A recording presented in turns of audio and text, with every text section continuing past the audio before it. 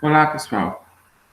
Dando continuidade, então, àquela discussão do vídeo anterior, eu vou alterar um pouquinho o nosso planejamento. Eu tinha comentado com vocês de, após a gente ter comentado aqueles dois poemas que têm uma organização rítmica com elementos que são mais tradicionais, né, sobretudo o metro regular e as rimas, a ideia era que a gente, nesse vídeo, discutisse como trabalhar com esses recursos da tradição literária, dos manuais de versificação, toda essa terminologia técnica em sala de aula. É uma questão bem que interessa muito aos professores e que gera muitas dúvidas, muitas inseguranças, né? Mas avaliando, quando eu comecei a planejar essa aula, eu vi que isso tomaria mais tempo e o vídeo anterior já foi bem longo, né? Ele chegou aí a 1 hora, então outro vídeo de 1 hora ficaria muito pesado para vocês aí até o encontro de sábado. Então eu vou fazer um vídeo mais curto. A gente teve até o retorno, né, de gente que falou que gostou desse trabalho de examinar os poemas, de fazer esse olhar mais concentrado no texto. Então eu vou fazer isso com outros poemas que utilizam outras estratégias rítmicas que não são aquelas dos poemas anteriores, né, da métrica regular e das rimas, utilizam outros recursos para mostrar a diversidade de formas de construção do ritmo na poesia. E no sábado a gente pensa junto nessa mediação para o trabalho mais sistemático com conteúdo, com esse conteúdo em sala de aula. A gente vê o que dá para fazer, o que é problemático realizar em relação a, a essas nomenclaturas técnicas especializadas com a poesia. É uma discussão boa.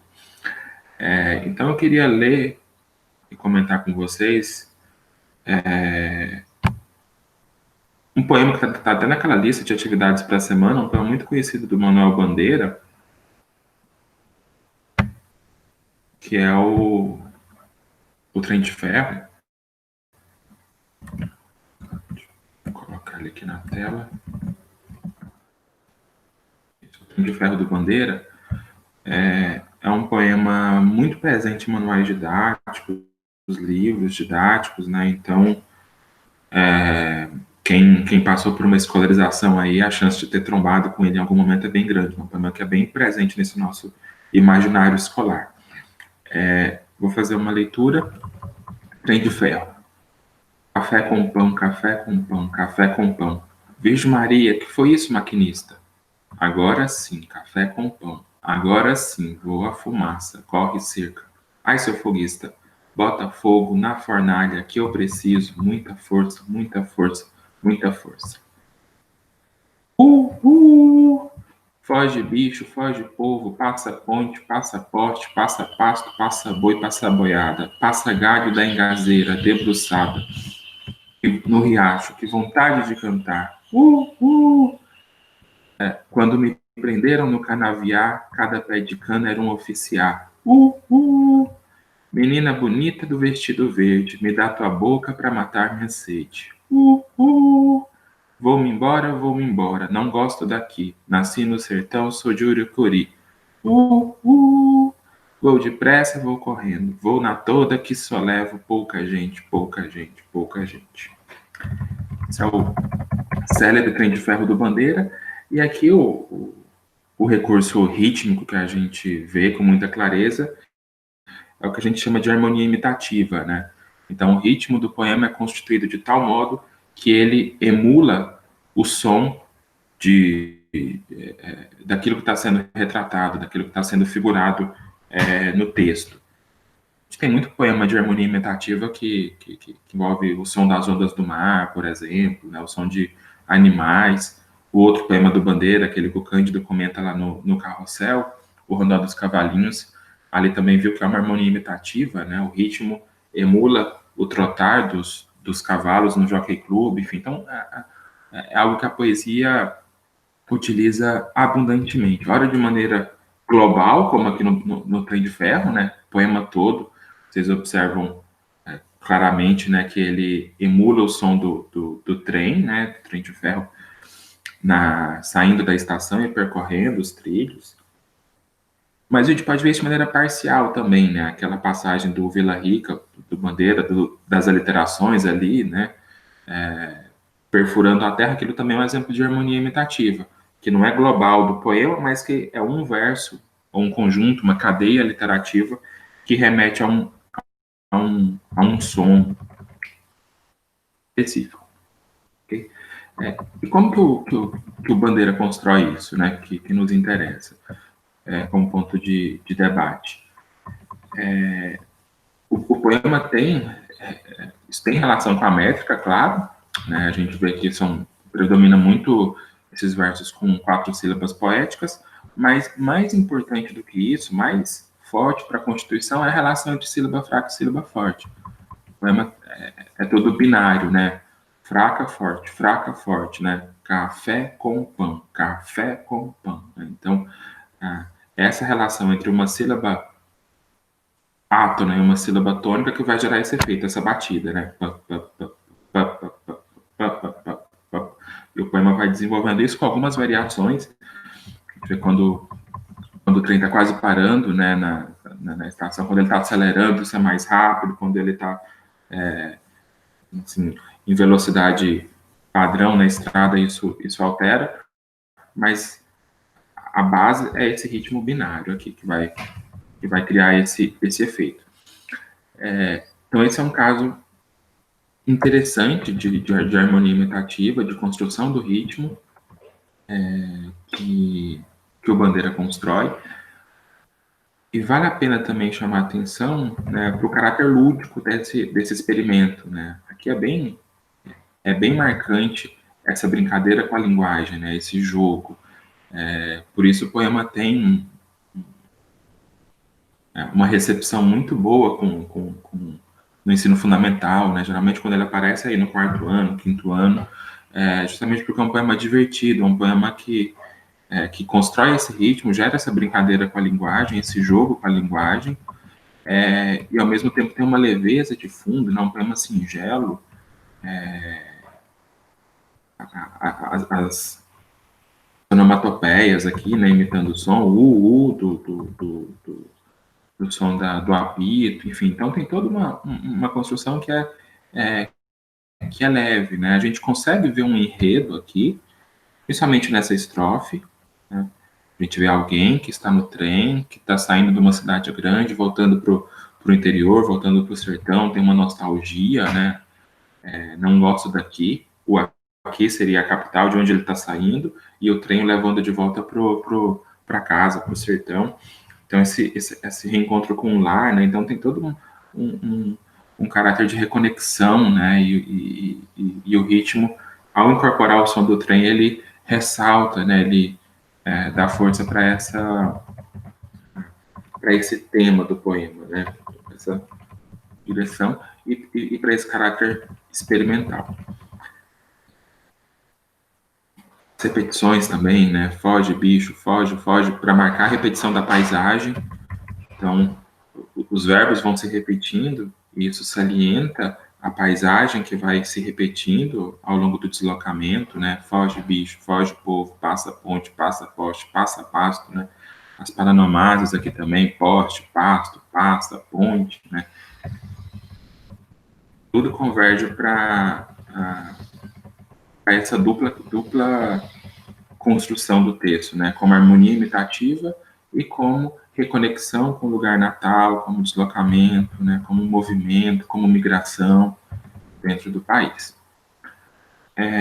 Outro poema do Solano Trindade que vai ter essa mesma estratégia. Né? Aliás, a gente vê que ele é posterior ao poema do Bandeira, e a gente pode sondar aqui um diálogo meio tácito, né, com o poema do Bandeira, que o poema do Bandeira é muito conhecido.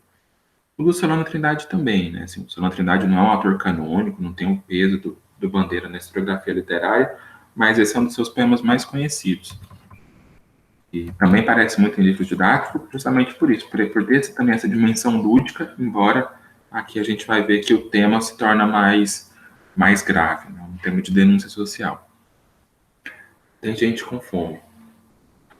Trem sujo da Leopoldina, correndo, correndo, parece dizer, tem gente com fome, tem gente com fome, tem gente com fome. E Estação de Caxias, de novo a dizer, de novo a correr, tem gente com fome, tem gente com fome, tem gente com fome. Vigário-Geral, Lucas, Cordovil, Brás de Pina, Penha Circular, Estação da Penha, Olaria, Ramos, Bom Sucesso, Carlos Chagas, Triagem, Mauá. Trem sujo da Leopoldina, correndo, correndo, parece dizer, tem gente com fome, tem gente com fome, tem gente com fome. Tantas caras tristes querendo chegar em algum destino, em algum lugar. Trem sujo da Leopoldina, correndo, correndo, parece dizer, tem gente com fome, tem gente com fome, tem gente com fome. Só nas estações, quando vai parando, lentamente começa a dizer, se tem gente com fome, dá de comer. Se tem gente com fome, dá de comer. Se tem gente com fome, dá de comer. Mas o freio de ar todo autoritário manda o trem calar.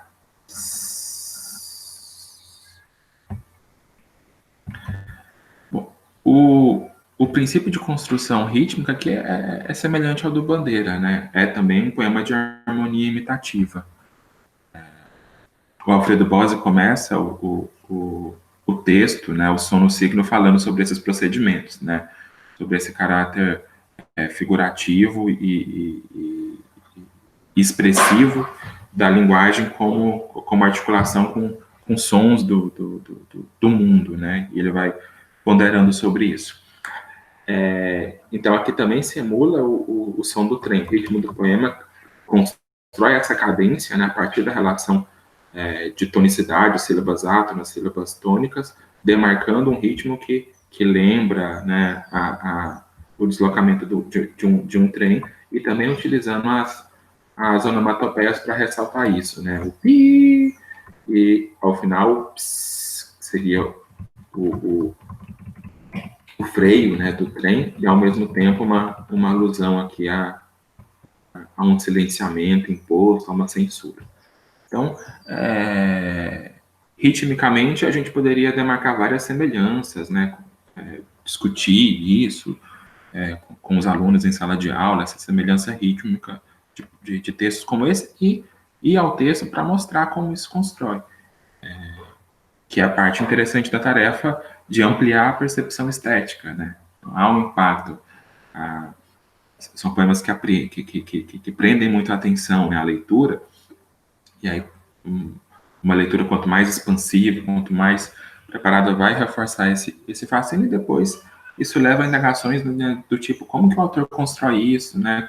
Como que esse efeito é criado no poema, e a gente vai tentando entender essas nuances de linguagem, né, esses procedimentos que são procedimentos próprios da literatura. A diferença óbvia entre os dois poemas é na temática, né? O poema do Solano Trindade tem um tom de denúncia social que é muito evidente, enquanto o poema do Bandeira está muito calcado na nostalgia, né, no reencontro, ele é muito mais singelo e muito mais integralmente lúdico. Aqui no poema do Solano Trindade, a gente observa que essa brincadeira com o som do trem, ela está ancorada numa crítica social, né? Daí, onde a gente pode identificar um diálogo intertextual aqui entre os textos, né? A estrofe, o verso mais conhecido do Bandeira é o café com pão, café com pão, café com pão, que é o café da manhã servido no trem. Então, é um alimento que é a base do ritmo do poema, esse verso, café com pão, café com pão. E no Sonando Trindade tem gente com fome, tem gente com fome, tem gente com fome. Então ele já esvazia, é a mesma imagem do trem, o mesmo som, mesmo tipo de estratégia de construção do ritmo, mas já essa ironia na escolha, né? Aquilo que é café com pão, agora que é fome. E esse trem do Sonando Trindade é um trem urbano, fica muito evidente no trajeto, né? Um trem no Rio de Janeiro, são estações do trem no Rio, indo em direção ao subúrbio mais extremo, né? Então, quem pegar lá o mapa das estações do trem suburbano no Rio de Janeiro vai ver essa mesma sequência, né? Vigário-Geral, Lucas, Cordovil, Brás de Pina. Então, é um trem que está numa cidade, não tem essa dimensão quase que bucólica da paisagem rural, né? Que está no Bandeira, é um trem urbano, e no Bandeira é um retorno para casa, né? Então é um evento singular da volta. Aqui é um evento cotidiano do trem que sempre faz esse percurso, né? Do centro da cidade para o subúrbio, levando as pessoas para trabalhar e trazendo elas exaustas para casa, cansadas, né? E com fome, né? A ideia da injustiça social e da miséria como algo que atravessa esse movimento.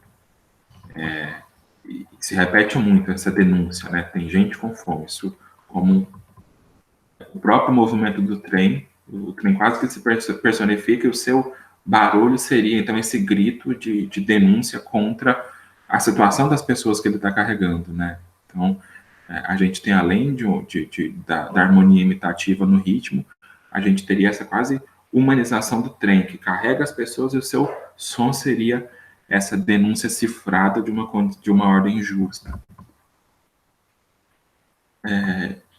E há um movimento, então, quanto mais ele se aproxima do subúrbio, mais a fome fica escancarada, mais a dificuldade do deslocamento, mais o cansaço se evidencia, e mais há uma possibilidade de conscientização, de uma possível resistência, né, que vai aparecer aqui. Só nas estações, quando vai parando, lentamente começa a dizer.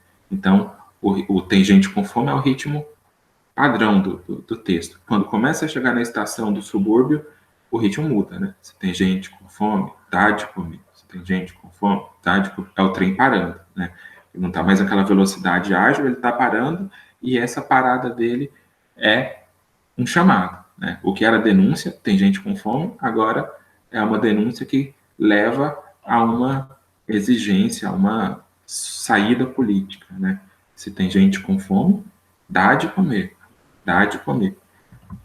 E isso é cortado pelo trem de freio, quando o trem para totalmente, o psh do trem de freio é também um indício de uma censura, de um silenciamento repressivo, né? O poema é escrito ainda durante a ditadura Vargas, né? Então, quando o trem começa a apontar uma saída, se tem gente com fome, dá de comer, né? Distribuição de riquezas, enfim, saída da fome, vem de imediata repressão, e quando o trem para, psh, do freio, é não mais o trem, mas alguém mandando esse trem silenciar, né? E então o ritmo aqui assume um caráter de reforçar essas marcas de desigualdade, né? Um tema que assume um tom militante, né? Em última instância.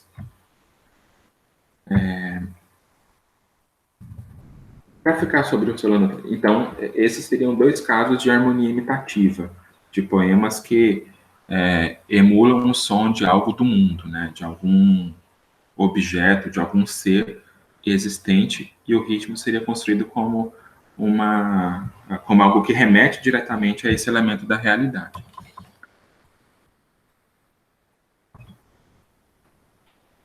E por fim a gente passa para poemas de verso livre. É difícil a gente trabalhar com poemas de verso livre porque muitas vezes os pilares rítmicos do poema, que no caso do poema tradicional, da métrica regular, da rima, são bem mais nítidos, são mais evidentes no texto. O poema de verso livre, muitas vezes o ritmo tem uma engenharia, né, no qual as engrenagens ficam mais ocultadas, né? Então é muito comum a gente pensar de maneira mais ingênua que, não, o poema de verso livre não tem ritmo, né? Quando na verdade ele tem, como Bandeira diz, né, no Poética, os ritmos inumeráveis, né? Aquele ritmo que não dá para apreender, que não dá para colocar numa partitura de regularidade. Então a fluência, a cadência, ela é muito livre, muito ampla. Mas, obviamente, há um ritmo por trás ali funcionando. Então, eu vou comentar, por último, 3 poemas de verso livre para mostrar como isso funciona. Um, para ficar com Solano, Sou Negro, não é muito conhecido. Solano Trindade é um autor, dentre outras coisas, conhecido também pela sua militância dentro do movimento negro, né? Toca muito na questão racial, na crítica ao racismo, né? Enfim, ele é muito lembrado por isso, tem uma posição muito importante para a história da literatura brasileira nessa dimensão, como um poeta negro de grande destaque. Esse é um poema antológico sobre a identidade, né? Um poema de afirmação. Sou negro. Sou negro. Meus avós foram queimados pelo sol da África. Minha alma recebeu o batismo dos tambores, atabaques, gonguês e agogôs. Contaram-me que meus avós vieram de Luanda como mercadoria de baixo preço. Plantaram cana para o senhor do Engenho Novo e fundaram o primeiro maracatu. Depois, meu avô brigou como um danado nas terras de Zumbi. Era valente como o quê? Na capoeira ou na faca, escreveu não leu, o pau comeu. Não foi um pai João humilde e manso. Mesmo vovó não foi de brincadeira. Na Guerra dos Malês ela se destacou. Na minha alma ficou o samba, o batuque, o bamboleio e o desejo de libertação. Se a gente procurar nesse poema elementos assim, de regularidade, a gente vai ter alguma dificuldade, né? Se a gente for fazer a escansão, não vai servir para muita coisa. Se a gente for marcar rimas regulares, aqui também a gente não vai encontrar. E, no entanto, é bem visível que ele tem uma cadência, tem um ritmo, né? Ele traz uma musicalidade. E onde está essa musicalidade? Como ela se dá no poema, né? Por outros recursos que a gente vai tentar ver agora, né? A gente tem esse primeiro verso, Sou Negro, é um verso interessante porque ele não é um estribilho, ele não vai aparecendo no poema, mas de algum modo ele está latente em cada início de estrofe, né? Essa imagem, sou negro, esse grito identitário, né? Pela afirmação de uma identidade étnico-racial. Então isso vai participar como uma retomada inconsciente, né? Esse verso ele ecoa amplificadamente ao longo do poema. O poema tem rimas isoladas, rimas irregulares, mas que ajudam também na construção dessa cadência, né? Escreveu, não leu, pau comeu, na Guerra dos Malês ela se destacou, na minha alma ficou, né? Não há um esquema regular de rimas, mas elas vão aparecendo no poema, né? Dando a ideia de uma cadência que não é truncada, que não que é mais livre, que é mais expansiva, mas que não deixa de ser musical por isso. As aliterações são também muito importantes, né? O batismo dos tambores, atabaques, gonguês e agogôs, né? Que a gente tem uma aliteração com esses fonemas plosivos, né? Ba, ta, ta, ba, ta, ba, ka, ga, ga, ga, ga, né? Então, são todos fonemas em que o som sai, formulado a partir dessa explosão de ar, né? Essa passagem de p, t, d, g, g.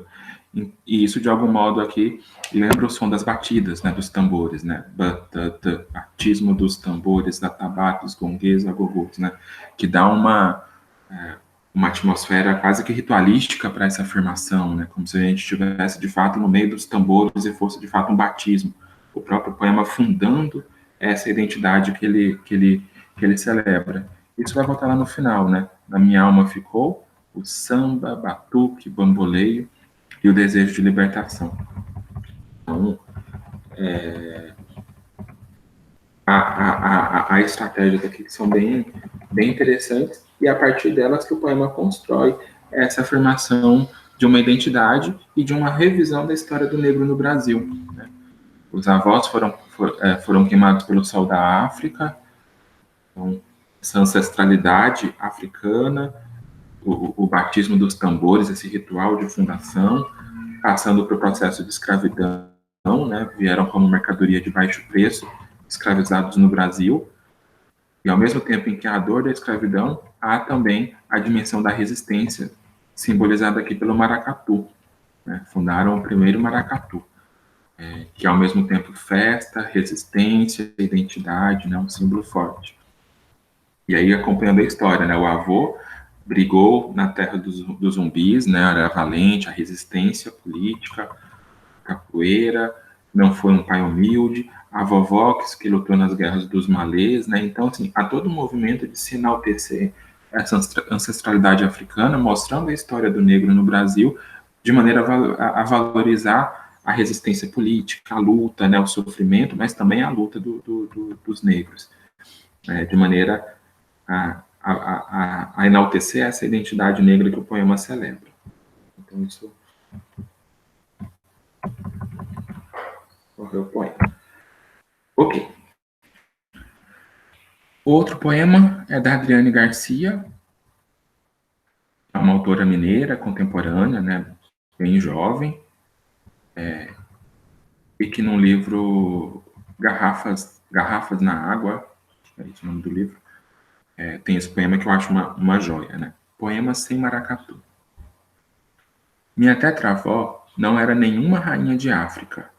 Minha tataravó veio num cavalo negro de morte que andava sobre as águas. Minha bisavó ficou livre depois dos 60 e chorou de tristeza até poder ficar. Sinhazinha deu os beliscões roxo nela e ela sorriu desdentadíssima. Minha avó, muito antes, já fora tirada roubando leite de suas tetas. Fugiu cedo e foi tornada catadora de papel. Minha avó abandonada abandonou minha mãe. E eu escrevi esse poema. Ele dá um nó na garganta, né? Enfim, é um poema de uma estrofe só. Aqui, a musicalidade do poema não tem aquele caráter melódico como nos outros, né? A gente vê que é uma cadência mais dura, um poema mais seco, mais áspero, né? Que tem a ver, inclusive, com a perspectiva e com a temática, né? Então, são versos irregulares, longos, extensos, não tem como no soneto, mesmo que não tenha uma métrica regular, a gente vê que os versos vão oscilando ali, a maioria tem entre 7 e 8 sílabas poéticas, né? Aqui, os versos são de uma duração maior, né? Assim, mais retóricos, inclusive. E há um diálogo também aqui tácito com o poema do Solano Trindade, com o Sol Negro, né? Porque a imagem do maracatu aparece, o poema sem maracatu. Seu poema do Solano Trindade recorre ao maracatu como símbolo da resistência negra, da identidade e da beleza, da festa. Aqui, isso já está dado como negação, né? O poema não tem maracatu. Ele vai falar não dessa visão de valorização, de enaltecimento dessa resistência, mas vai falar da dor, da destruição, né, do apagamento, também dessa identidade negra no Brasil. Ele utiliza também a mesma estrutura do Sou Negro, de se referir à história do negro do Brasil a partir desse vínculo de ancestralidade. Então, a referência é familiar, né? Então, os mais antigos, a tetravó, o tataravô, o bisavô, assim como no Sou Negro também, né? Os avós, os pais, enfim. Essa relação para falar da história de um grupo a partir desses vínculos familiares. E o poema é todo marcado pela negatividade. Se o Sou Negro, ele afirma, ele valoriza, ele congrega, ele chama essa identidade, aqui o poema da Adriane Garcia fala muito de como essa identidade negra ela é atacada, destruída, né, pelas relações de opressão na sociedade brasileira. Minha tetravó não era nenhuma rainha de África, quebrando uma visão dos antepassados africanos da glória, do esplendor de uma África mítica, né? O poema já começa dizendo não. Ele é todo o ritmo que também se dá pela repetição das negativas, né? Poema sem maracatu. Minha tetravó não era. Minha tataravó veio no cavalo da morte. Minha avó desdentada. Então, tudo falta. O poema regularmente volta a essas marcas de negatividade. Minha tetravó não era nenhuma rainha de África. Minha tataravó veio num cavalo negro da morte que andava sobre as águas. Uma imagem fortíssima do navio negreiro, né? Um cavalo negro da morte que andava sobre as águas. Ao mesmo tempo que cria essa imagem do cavalo como robustez, como força, é um cavalo que anda sobre as águas, né? Como uma imagem do navio negreiro, um navio negro de morte. Assim, uma imagem muito, muito forte para se referir à escravidão, né? O momento em que esses antepassados negros são tirados de África e trazidos como escravos para o Brasil. Minha bisavó ficou livre depois dos 60 e chorou de tristeza até poder ficar. Como é doloroso, né? Solano valoriza a resistência, a luta pela liberdade. A Adriana lembra daquela bisavó negra, daquela que ficou livre depois dos 60 anos, a lei do sexagenário, né? Mas chorou de tristeza para poder ficar na casa dos senhores, né? Então, assim, aquela valorização da liberdade aqui mostra uma situação tão aterradora, tão dolorosa, em que mesmo depois de livre, supostamente livre, né? O negro precisa pedir favores para o antigo senhor para poder ficar. Sinhazinha deu beliscões roxo nela e ela sorriu desdentadíssima, né? A violência do beliscão e a aparência, que não é a aparência da beleza, a aparência da privação, né, de ser mutilada. Minha avó, muito antes, já fora tirada roubando leite de suas tetas. Fugiu cedo e foi tornada catadora de papel. A construção do verbo, né? Não é tornou-se catadora de papel, ela foi tornada, né? Então é uma ação que recai sobre ela. Minha avó abandonada abandonou minha mãe. Circularidade, né? E eu escrevi esse poema, que é um verso final bastante enigmático. É o único que não começa com essa estrutura, né? Minha avó, minha, que é anafórica. Então, o ritmo do poema se constrói através desse retorno constante ao minha, né? Então, isso demarca uma regularidade no poema que vai ser importante para a leitura, para a musicalidade, essa musicalidade abafada do poema. E o último poema quebra com essa cadeia anafórica e diz: eu escrevi esse poema. É um verso que não é triunfal, né? É um verso curto também. E aí, eu escrevi esse poema, né? Como que a gente poderia pensar nesse verso? Dá ótimas discussões, né? Porque ao mesmo tempo que parece que a escrita do poema seria um momento de, de, de retomar a história dessas antepassadas e criar um sentido para isso, em lembrar delas, então seria um elemento positivo, mas ao mesmo tempo, e eu escrevi esse poema também, a ideia da impotência, né? E aí, né? Eu escrevi esse poema, o que que muda de toda essa história de dor, né? Então, o verso tem essa ambiguidade. A gente pode ler ele numa chave mais positiva, em oposição ao sofrimento que marca toda a história que o poema reconstitui, ou numa chave mais negativa, de que ele seria mais uma etapa dessa dor, dessa dificuldade de se desenvolver, enfim.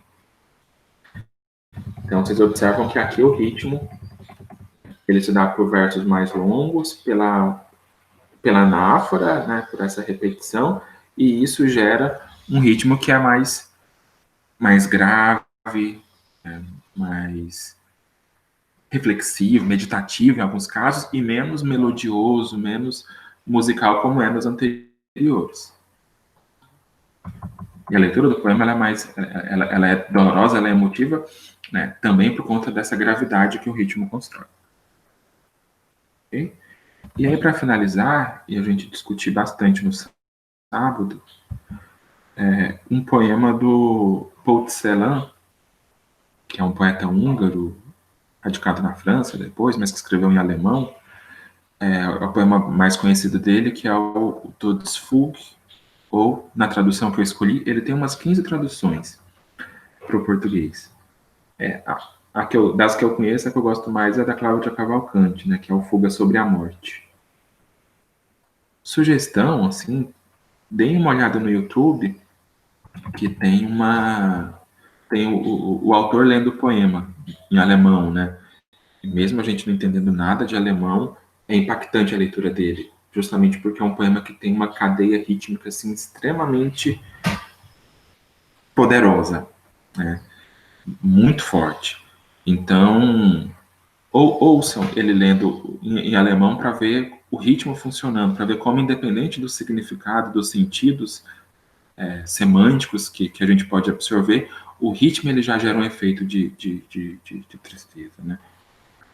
A gente vendo ele, mesmo sem saber de nada de alemão, a gente sabe que é um poema sério, um poema pauleiro, um poema doloroso pelo ritmo, né?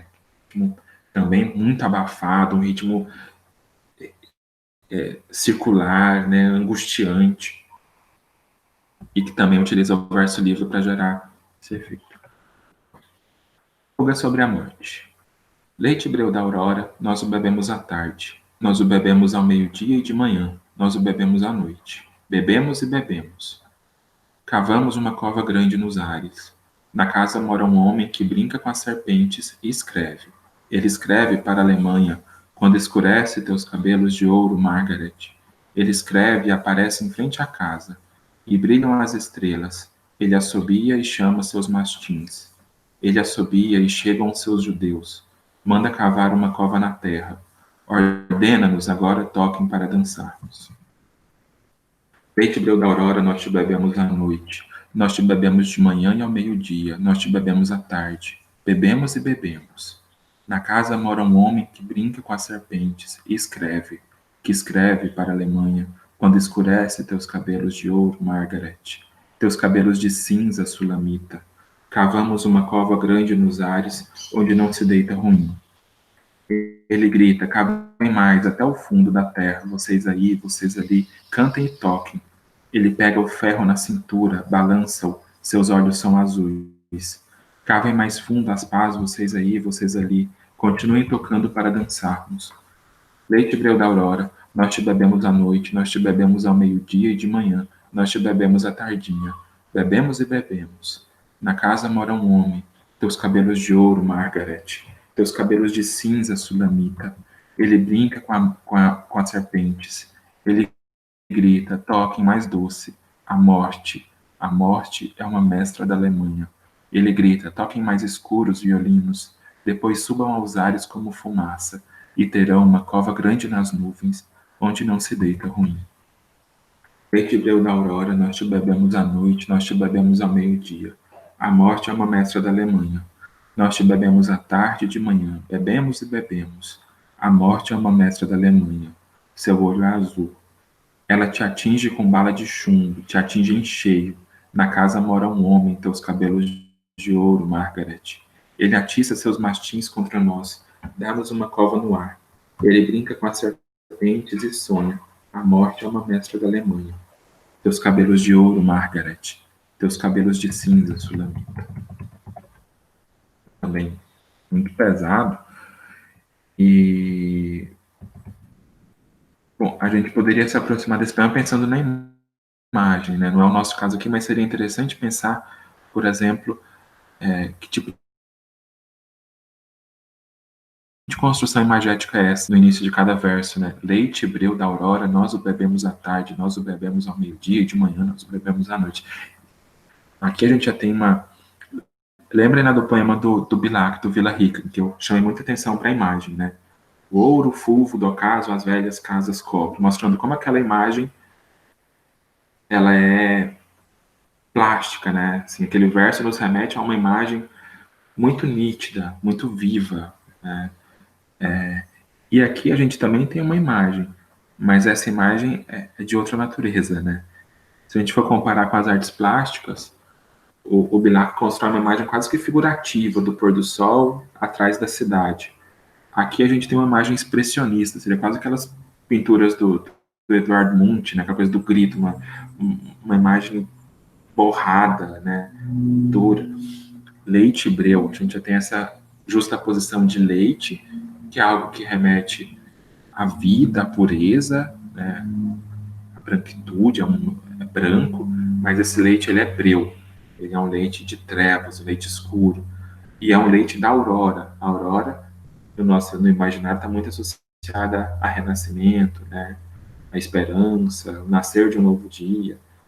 A aurora é luz, mas o leite é breu. E essa aurora, esse leite da aurora, nós bebemos à tarde, ao meio-dia, à noite, toda hora, né? Então é um leite que sufoca porque a gente não consegue se desenredar dele. A todo momento ele está escorrendo, derramando sobre nós. Então isso é muito angustiante.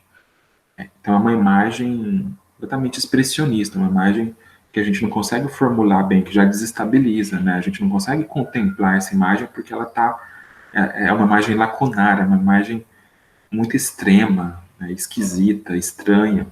Então, o impacto dela já começa por aí. Mas pensando no ritmo, né? Os versos são o poema é construído com versos livres, tem rimas ocasionais. No original isso fica mais claro. A tradutora reconstrói algumas rimas, outras não, mas são rimas esporádicas. Não temos uma cadeia regular de rimas. E a principal estratégia para a construção do ritmo aqui vai ser a repetição. Então, várias estruturas vão se repetindo no poema com combinações múltiplas, e isso gera uma cadência, uma regularidade, que é sufocante, né? Então, parece que a gente nunca sai do lugar. O poema está sempre dando voltas, né? Tá sempre se movimentando, e a gente está voltando para o mesmo lugar, né? A ideia de que não há desenvolvimento, né? O poema anda, e a gente... E também pelas elisões, pelos truncamentos, os anacolutos, né? A minha leitura, como eu conheço bem o poema, a leitura já vai mais clara. Mas quando vocês lerem o poema pela primeira vez, vocês vão ver que é muito difícil de ler o poema, porque a gente não sabe muito bem quando uma frase termina. A gente tem duas frases no mesmo verso, sem pontuação. A gente tem uma frase que a gente não sabe se está sendo complementada no verso seguinte ou se já é outra frase. Não temos encadeamento através de conjunções, né, causalidade, por isso, porque os versos eles vão sendo colocados sem uma construção coerente entre eles, né? Isso gera muita angústia. E não só esse verso principal, leite, breu da aurora, nós bebemos, ele volta com outras combinações, como as imagens elas vão se repetindo, né? Cabelos de ouro, Margaret, Cabelos de Cinza, Sulamita, né? A morte é uma mestra da Alemanha, aquele homem da serpente, o homem que escreve essa carta. Tem muita coisa aqui que a gente poderia, numa situação de sala de aula, comentar. E é um tema difícil, claro, né? Extremamente difícil.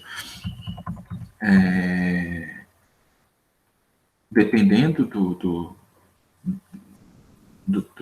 da etapa que os alunos estão se formando, pode ser que eles compreendam, por exemplo, que é um poema que trata do Holocausto, né? Essas imagens da Alemanha, dos judeus. No original é mais forte, porque o Martins e os judeus eles têm o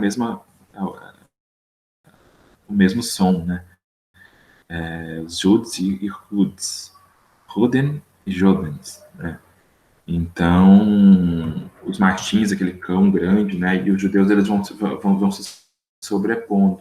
A imagem aqui fortíssima, né? Cavar uma cova nos ares, como alusão aos fornos crematórios, né? Então, a cova é o próprio ar, e se o ar é uma cova, tudo é morte, né? Tudo é... A gente respira morte. Então, é uma imagem forte dos campos de concentração, esse contraste entre cabelos de ouro, Margaret. Margaret é um nome alemão por excelência, né? A musa do Fausto, lá do Goethe, é a Margaret. Então, os cabelos dourados, e Sulamita, que é um nome também tipicamente judeu, aparece no Cântico dos Cânticos, né? E são cabelos de cinza, né? Cabelos de morte. Então, isso remete ao massacre de judeus durante o nazismo. A morte é uma mestra da Alemanha. Há indícios aqui de que a gente pode depreender com certa segurança de que é um poema que trata do Holocausto, mas não um poema que expressa retoricamente, né, grandiloquentemente, uma revolta sobre o Holocausto. Ele constrói isso na sua própria carnadura, né? Esse ritmo nervoso ele já gera esse choque, mais do que falar sobre o Holocausto, o poema incorpora esse estranhamento, esse horror na própria dimensão da sua construção, né? Através dessas estratégias que eu mencionei, as repetições, as reiterações sonoras, verbais, né? Que vão amplificando essa ideia de angústia, de exaustão do poema. A gente poderia, com mais tempo, depois, se alguém tiver interesse, traz isso para a gente no sábado, comentar mais de perto algum verso, alguma imagem, né, que acho que vale a pena, o poema é muito rico nisso também. A gente pode explorar isso melhor. Mas a ideia aqui é mostrar, então, diferentes abordagens do ritmo na poesia. Aquela construção mais tradicional, vimos dois poemas construídos com alexandrinos extremamente rigorosos, né, do Bilac no Caetano. Esses poemas que utilizam a harmonia imitativa como traço principal, e poemas de verso livre, né, mostrando as diversas possibilidades do verso livre também. E aí no sábado a gente se dedica então a comentar precisamente como trabalhar com essas questões em sala de aula, ou seja, aquele, aquele traço da nomenclatura técnica, né, dos ritmos tradicionais, como que isso pode ser apresentado e discutido com os alunos, e ao mesmo tempo como preparar para esse reconhecimento do ritmo também em poemas que não se apoiam exclusivamente ou principalmente nesses recursos mais tradicionais, mais convencionais. Tentar mostrar as duas coisas e como elas podem aparecer como possibilidades em sala de aula, certo? Então, bom restinho de semana, sábado a gente se vê. Abraços.